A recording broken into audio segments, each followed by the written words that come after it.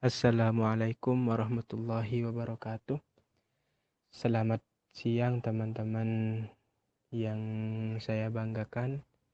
Puji syukur terhadap Tuhan Yang Maha Esa. Atas karunia-Nya kita dapat melangsungkan program pembelajaran mata kuliah administrasi negara. Dalam hal ini kami dari kelompok 2 akan mempresentasikan tentang otonomi daerah dalam HAN. Namun sebelum itu, kami akan memperkenalkan diri kami. Yang pertama ada M. Yahya Sayyadi, yang kedua M. Javana Krida Surya, yang ketiga Bintang Ramadhani Subandi, yang keempat Muhammad Ridwan, yang kelima Farhan Kamil, dan yang terakhir Dwi Ardianing Safitri. Kami mulai presentasi terkait otonomi daerah dari peristilahan otonomi daerah. Istilah otonomi berasal dari bahasa Yunani yaitu autos yang berarti sendiri dan namos yang berarti undang-undang atau aturan. Dengan demikian, otonomi dapat diartikan sebagai kewenangan untuk mengatur dan mengurus rumah tangga sendiri. Sedangkan menurut Kamus Besar Bahasa Indonesia atau disingkat dengan KBBI, otonomi itu adalah pemerintahan sendiri. Dan setelah peristilahan otonomi daerah, selanjutnya adalah pengertian daripada otonomi daerah itu sendiri. Sebenarnya ada banyak pengertian yang diberikan oleh para ahli. Salah satunya adalah Benyamin Hussein, kemudian Syarif Saleh, dan masih banyak lagi para ahli yang memberikan pengertian terkait otonomi daerah. Yang pertama adalah Benyamin Hussein. Beliau mengartikan otonomi daerah adalah pemerintahan oleh rakyat dan untuk rakyat di bagian wilayah nasional negara secara informal berada di luar pemerintahan pusat. Kemudian pengertian otonomi daerah menurut pasal 1 ayat 6 Undang-Undang Nomor 23 Tahun 2014, otonomi daerah adalah hak wewenang dan kewajiban daerah otonom untuk mengatur dan mengurus sendiri urusan pemerintahan dan kepentingan masyarakat setempat dalam sistem NKRI. Yang selanjutnya adalah unsur-unsur otonomi daerah. Suatu daerah dapat dikatakan sebagai daerah otonom apabila memiliki 3 unsur. Yang pertama pemerintahan, yang dalam hal ini dapat dipimpin oleh gubernur, bupati, atau lain semacamnya. Yang kedua adalah masyarakat atau rakyat. Kemudian yang ketiga adalah batasan-batasan wilayah. Suatu daerah tidak mungkin tidak memiliki batasan. Artinya tidak mungkin suatu wilayah tidak memiliki batas wilayah masing-masing. Batas wilayah. Dasar Hukum Otonomi Daerah. Undang-Undang Dasar Negara Republik Indonesia tahun 1945, Pasal 18 ayat 2 dan Pasal 18 ayat 5.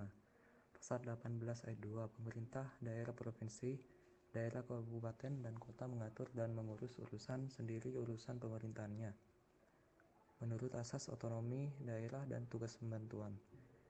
Dan Pasal 18 ayat 5, pemerintahan daerah dalam menjalankan otonomi seluas-luasnya kecuali urusan pemerintahan yang oleh undang-undang ditentukan sebagai urusan pemerintahan pusat. Undang-Undang Nomor 32 Tahun 2004 yang telah dirubah menjadi Undang-Undang Nomor 23 Tahun 2014. Asas-asas otonomi daerah. Asas-asas untuk menjalankan otonomi daerah ada 3, yaitu 1. Asas desentralisasi. 2. Asas tugas pembantuan. 3. Asas dekonsentrasi. Asas desentralisasi, yaitu penyerahan wewenang pemerintahan oleh pemerintah kepada daerah otonom untuk mengatur dan mengurus urusan pemerintahan dalam sistem NKRI. Asas dekonsentrasi, yaitu pelimpahan wewenang pemerintahan oleh pemerintah kepada gubernur sebagai wakil pemerintah atau perangkat pusat daerah kepada instansi vertikal di wilayah tertentu dan atau kepada gubernur dan bupati atau wali kota sebagai penanggung jawab pemerintahan umum.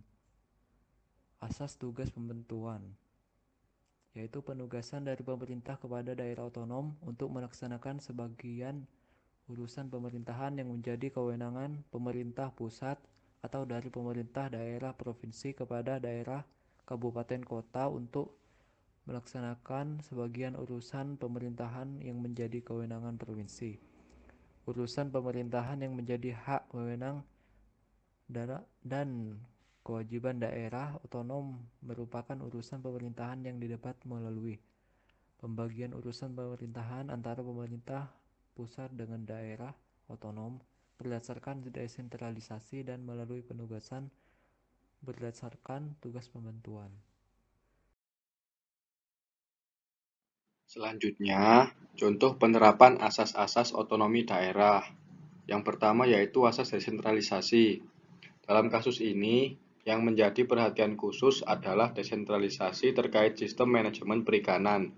Sebelumnya, pemerintah dengan menganut kebijakan sentralisasi mengatur bahwa setiap perairan berikut sumber dayanya adalah milik negara dan diatur oleh negara dengan memanfaatkan pemerintahan provinsi, kabupaten, hingga desa. Seluruh keuntungan yang diperoleh nantinya akan dikelola dan digunakan oleh negara. Nah, setelah penerapan desentralisasi, pemerintah Provinsi Nusa Tenggara Barat mengeluarkan Peraturan Daerah Nomor 15 Tahun 2001 tentang manajemen atau sistem manajemen perikanan di daerahnya. Dengan adanya aturan ini, penanggung jawab perikanan setempat merancang aturan manajemen dan praktek pengelolaan sektor perikanan dengan berdasarkan pada kearifan lokal dan juga pengetahuan adat untuk mencapai kesinambungan produk perikanan di daerahnya. Yang kedua, yaitu dekonsentrasi.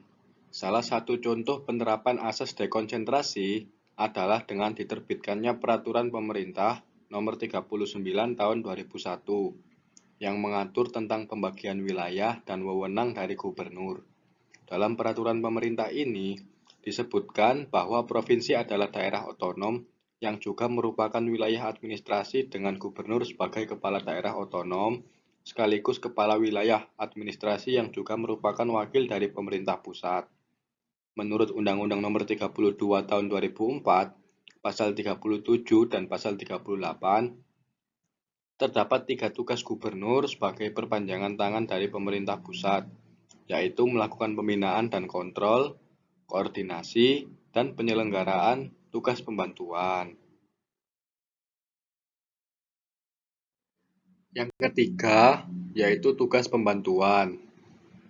Contoh penerapannya seperti Menteri Desa Abdul Halim Iskandar mengatakan, kucuran BLT sesuai arahan Presiden Joko Widodo, BLT dana desa sebesar 22,4 triliun atau sekitar 31% dari dana desa tahun 2020 yang anggarannya 72 triliun akan dicairkan pada April ini.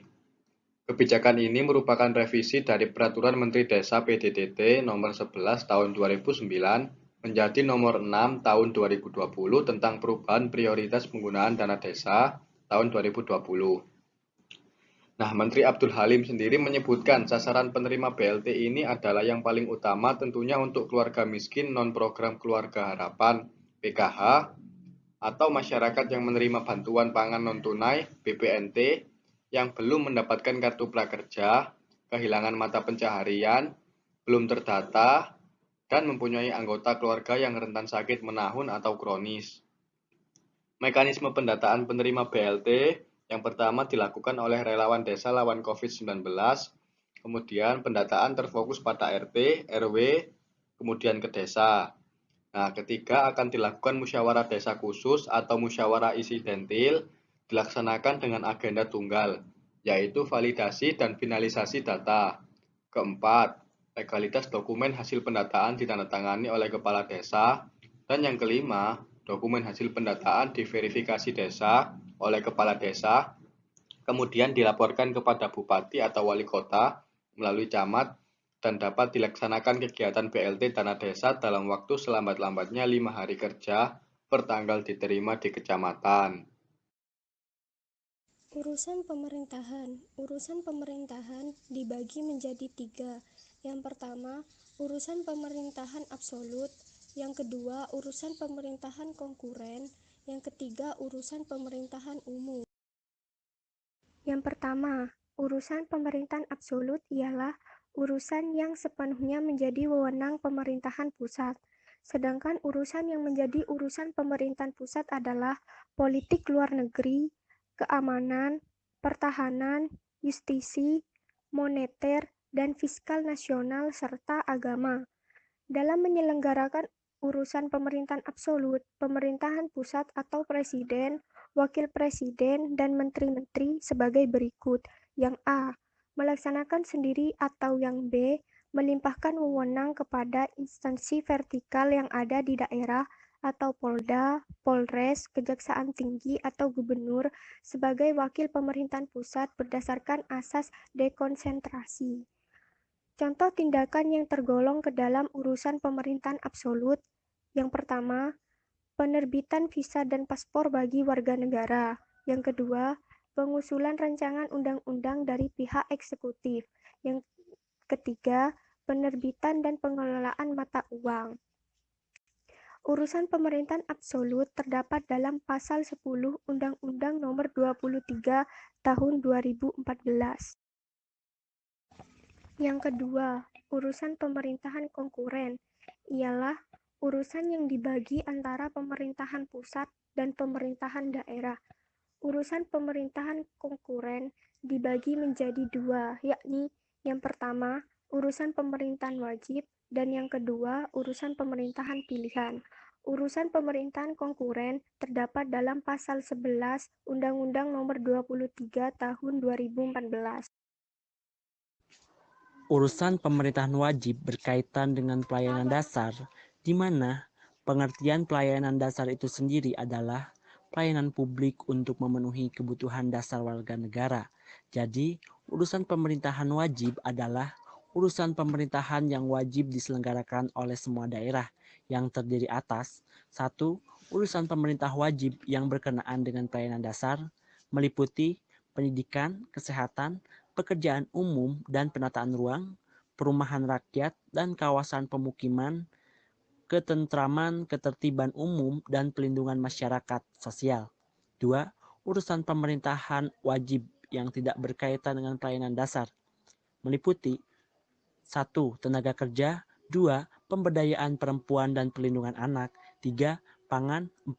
Pertahanan, 5. Lingkungan hidup, 6. Administrasi kependudukan dan pencatatan sipil, 7. Pemberdayaan masyarakat dan desa, 8. Pengendalian penduduk dan keluarga berencana, 9. Perhubungan, 10. Komunikasi dan informatika, 11. Koperasi, usaha kecil dan menengah, 12. Penanaman modal, 13. Kepemudaan dan olahraga, 14. Statistik, 15. Persandian, 16. Kebudayaan, 17. Perpustakaan, dan 18. Kearsipan. Dari pembagian urusan tersebut dapat disimpulkan bahwa setiap kota atau kabupaten memiliki 24 urusan wajib, 6 pelayanan dasar, dan 18 non-pelayanan dasar. Contoh pelaksanaan urusan pemerintahan wajib, urusan pemerintahan konkuren dengan pelayanan dasar. Yang pertama adalah urusan pendidikan dengan sub-urusan pendidikan dasar.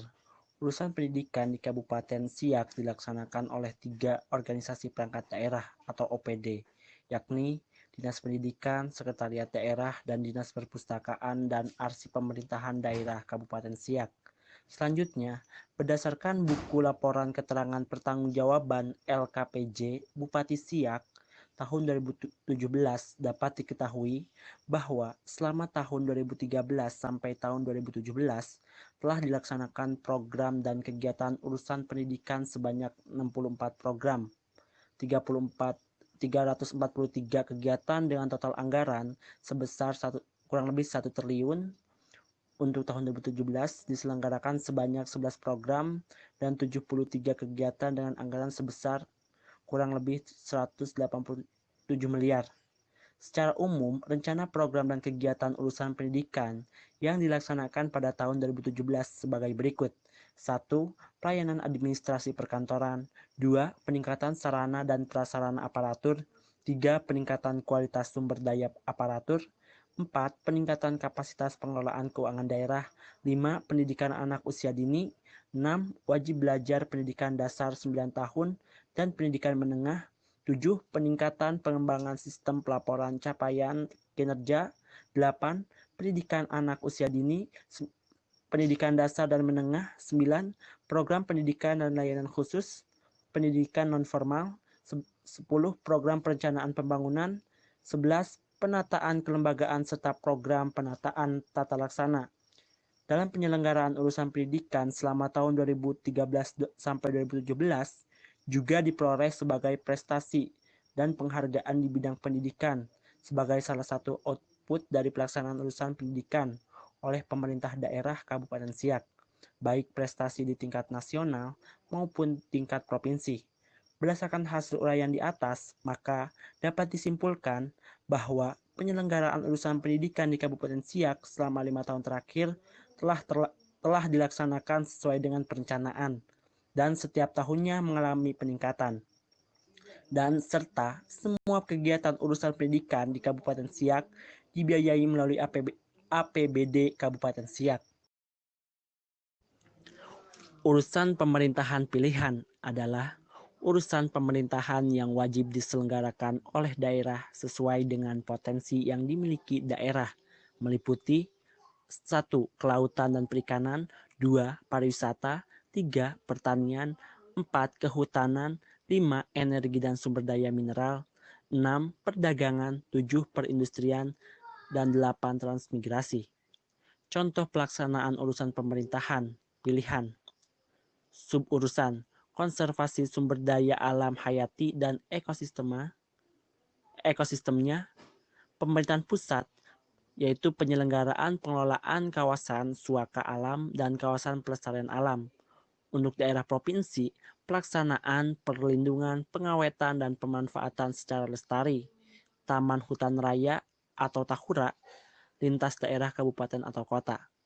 Untuk daerah kabupaten atau kota, pelaksanaan pengelolaan tahura, kabupaten atau kota.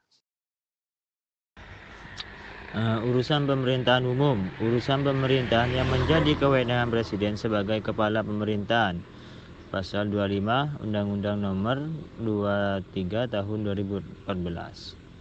Di sini saya sedikit menjelaskan tentang urusan pemerintahan sebagaimana disebutkan dalam pasal 1 angka 5 adalah kekuasaan pemerintahan yang menjadi kewenangan Presiden yang pelaksanaannya dilakukan oleh Kementerian Negara dan penyelenggara pemerintahan daerah untuk melindungi, melayani, memberdayakan, dan mensejahterakan masyarakat. Urusan pemerintahan juga diatur dalam pasal 9, pasal 26